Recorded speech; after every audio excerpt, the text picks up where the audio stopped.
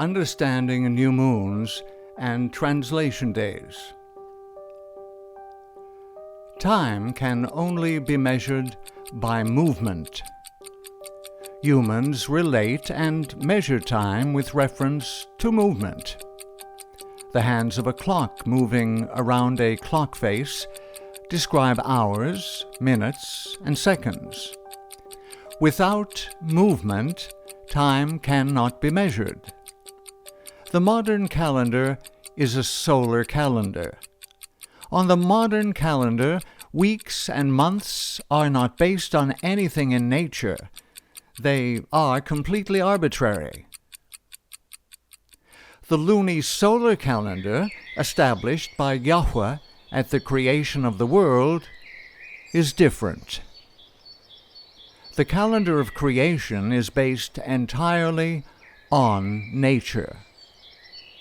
From its years to its months, from its weeks to its days, all is based on movement. The word month was originally moonth. It comes from the word moon. In ancient times, months were always based on the movement of the moon. Weeks, in turn, were divisions of the month, or lunation. The Hebrew sabbaton was celebrated at intervals of 7 days, corresponding with changes in the moon's phases. The biggest difference between Yahuwah's Luni-Solar calendar and the papal solar calendar in use today is found in the fact the months and weeks of the biblical calendar are also based on movement in nature. The modern calendar has months ranging in length from 28 days to 31 days. The months are not anchored to anything in nature. Consequently, the week cycles continuously and without interruption from one month to the next and from one year to the next. The Creator's calendar bases each month on the movement of the moon. Each month begins with the new moon. The week, a division of the month, restarts its cycle every new moon. The Hebrew month is a lunar month, and the quarter of this period, one phase of the moon, appears to have determined the week of 7 days. This is the hardest point to comprehend when first beginning to study the calendar of creation. The modern solar calendar has a continuous weekly cycle.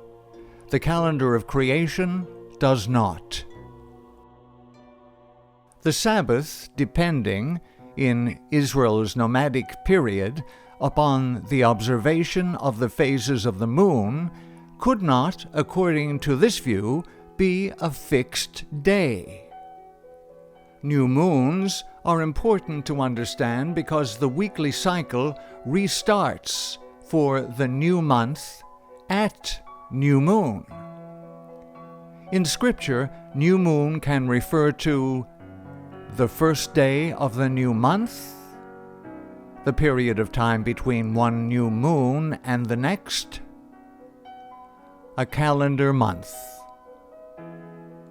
Many people are confused over what to do on new moon or how to observe it, since months on the Gregorian calendar are divorced from anything in nature. Scripture reveals several things about the observance of new moon. 1. New moons were non-commerce days. 2. New moons were days of thanksgiving. And 3. New moons were days of worship. Non-commerce days. When in apostasy, the Jews resented having to close their stores for Sabbaths and new moons. The Bible records the lament of these greedy merchants. When will the new moon be gone, that we may sell corn, and the Sabbath, that we may set forth wheat, making the ephah small and the shekel great, and falsifying the balances by deceit? Work done for the tabernacle, however, was allowable. The tabernacle of Moses was assembled on a new moon day. However, no work that generated income, no commerce, was to be performed on new moon, nor any other routine labor that could be performed on other days. Days of Thanksgiving. New moons were a time for families to get together, share a meal, and rejoice over the blessings of the past month, rededicating themselves to Yahuwah for the new. Worship days. Where Scripture is silent, history can shed additional light. An early edition of the Universal Jewish Encyclopedia states that new moons were originally days for worship. The new moon is still, and the Sabbath originally was, dependent upon the lunar cycle. Both date back to the nomadic period of Israel. Originally, the new moon was celebrated in the same way as the Sabbath. Gradually, it became less important, while the Sabbath became more a day of religion and humanity, of religious meditation and instruction, of peace and delight of the soul. Translation days have no direct correlation in the modern solar calendar. However, it is necessary to understand what they are in order to have a clear comprehension of Yahuwah's calendar. Translation day is an astronomical term, not found in Scripture.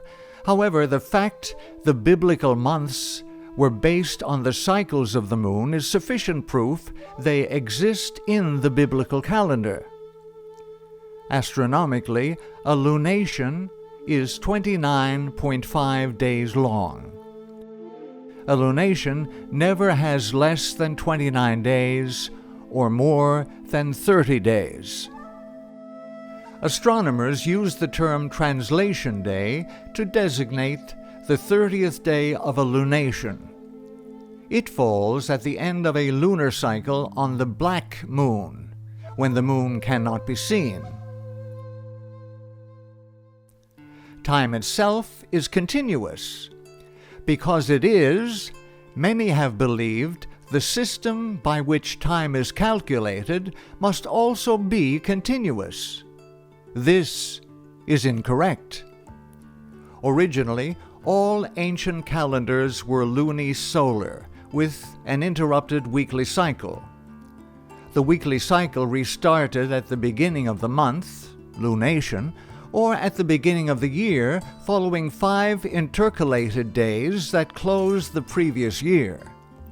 These 5 intercalary days were not part of any weekly cycle. All time must be accounted for.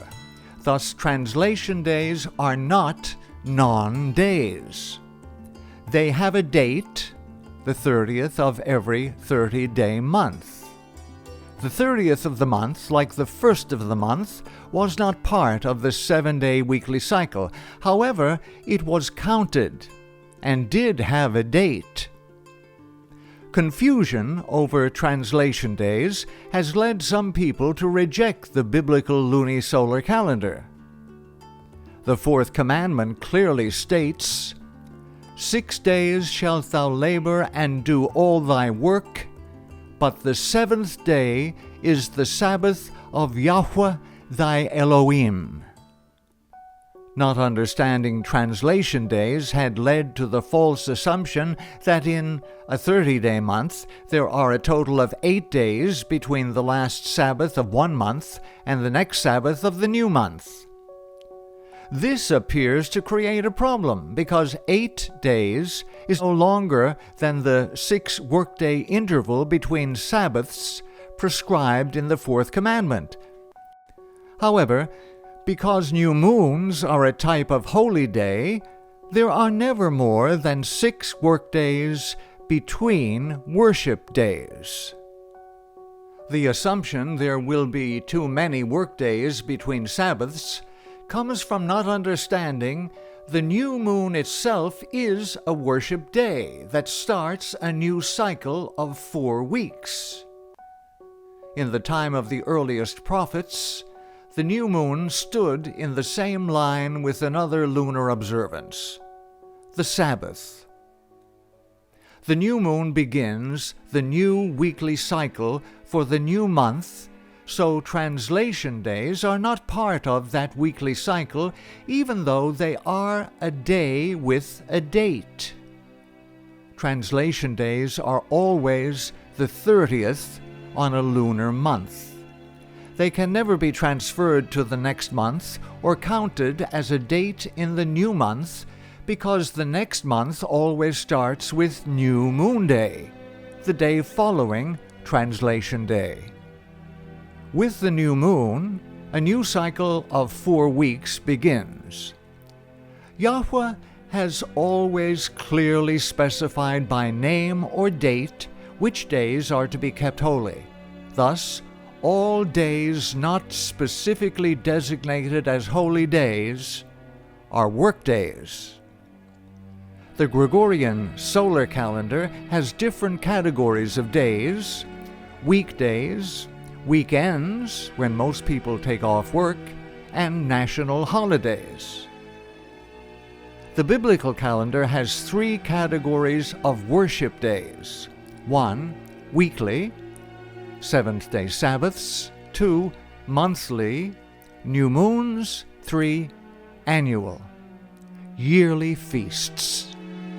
Many people convicted to worship by the biblical calendar keep the weekly and yearly observances, but the monthly observance of new moon is frequently overlooked.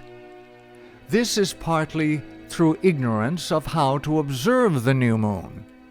However, the importance of new moons can be seen in the fact the sacrifices prescribed for new moons were considerably more than those prescribed for the weekly seventh-day Sabbath. The sacrifices required for the seventh-day Sabbath were simply the 2 lambs offered every day, plus 2 additional lambs and a small food and drink offering.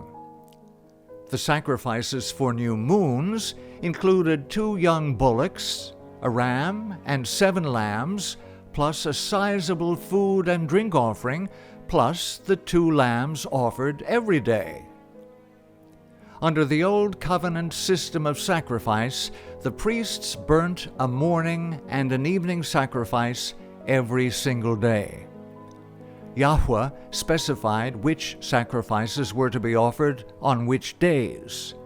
The average daily sacrifice was a lamb. Larger, more expensive sacrifices were offered on the yearly feasts. If days were to be ranked based on the type of sacrifice specified for that day, it would be from least to most important: 4. Everyday workdays. 3. Weekly seventh-day Sabbaths. 2. New moons. 1. Annual feasts. All of creation was designed to reveal truths about the Creator and to draw the hearts and minds of man to his Creator in grateful acknowledgement. The calendar devised by Yah is divinely designed for that very thing. The seventh-day weekly Sabbath is to be set apart for the worship of the Creator. But it was not just the weekly Sabbaths that were to be set apart. Originally, the monthly new moons, in addition to the yearly feasts, were all times to remember the goodness of the Creator. Yahuwah's holy convocations, including new moons, are times for renewed commitment to the Creator and times to slow down, acknowledge the Father's gifts of family, friends, and other blessings. New moons brings a blessing to all who will set aside this time to acknowledge the blessings of Yahuwah. This feast will be kept throughout all eternity as the saved rejoice in the endless blessings of the loving Creator. And it shall come to pass that from one new moon to another, and from one Sabbath to another, shall all flesh come to worship before me, saith Yahuwah.